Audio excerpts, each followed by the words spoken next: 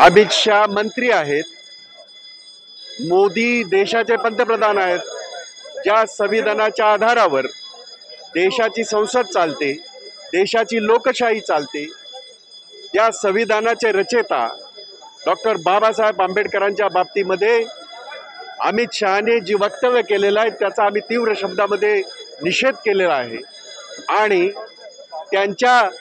त्यांना जे वाटतंय की बाबासाहेब हे फॅशन आहे, बाबासाहेब फॅशन नाही, बाबासाहेब हे पॅशन आहे.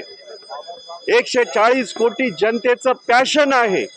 आणि अशा पद्धतीचे लोक जे अयोग्यरित्या घटनेच्या चौकटीत राहून तिकडे देशाचं राज्य करत आहेत, त्यांच्या तोंडून जेव्हा अशी वक्तव्य येतात त्यावेळेला हे जाहीर होतं की हा भाजपचा अजेंडा जो देशाचे पंतप्रधान आणि देशाचे होम मिनिस्टर हे जे चालवतात आहेत, आणि त्यांनी अशा पद्धतीचं वक्तव्य करून 140 कोटी जनतेचा अपमान केलेला आहे.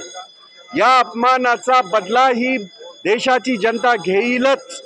या अपमानाचा बदला ह्या राज्याची, महाराष्ट्राची जनता या सरकारचं घेईलच. परंतु आम्ही त्यांना सांगू इच्छितो की आपण विसरलात. आपण याच्यापूर्वी अशाच पद्धतीने आमच्या घटनेचा, संविधानाचा अपमान केला होता म्हणून तुम्हाला अरेस्ट झाली होती, तुम्ही जेलमध्ये गेला होतात आणि बाबासाहेबांच्या संविधानामुळेच तुम्हाला जामीन मिळालेला आहे. हे विसरू नका. ही ताकद आहे आमच्या बाबासाहेबांच्या संविधानाची, ही ताकद आहे 140 कोटी जनतेची. आणि त्याचा अपमान जे कोणी करतील त्यांच्या विरोधामध्ये आम्ही सर्व रस्त्यावर येऊ. आंबेडकरी जनता सुद्धा येईल, महाराष्ट्राची जनता रस्त्यावर येईल, देशाची जनता रस्त्यावर येईल. तुम्हाला माहीत असेल तर, तुम्ही पत्रकार आहात, तुम्ही बघा जयपूरमध्ये काय चाललंय, तुम्ही बघा इतर राज्यामध्ये काय चाललंय. या गोष्टीचा निषेध तर होतच आहे. आणि या गोष्टीचा, बाबासाहेबांचा अपमान हा देश अजिबात सहन करणार नाही.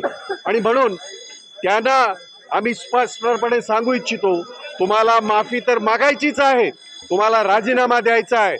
या देशाच्या सर्वोच्च पदावर बसून अशा पद्धतीने देशाच्या घटनेच्या शिल्पकारांचा अपमान करत असाल तर तुम्हाला त्या देशाच्या उच्च पदावर बसण्याची तुमची हे नाही, तुमची योग्यता नाही. आणि म्हणून तात्काळ आपण राजीनामा द्या. अमित शहाने राजीनामा द्यायला पाहिजे. या देशातली जनता त्याच्या विरोधामध्ये त्यांचा निषेध करत असताना तुमची योग्यता नाही की बाबासाहेबांच्या घटनेच्या चौकटीत राहून त्या उच्च पदावर बसण्याची. तात्काळ राजीनामा द्या ही आमची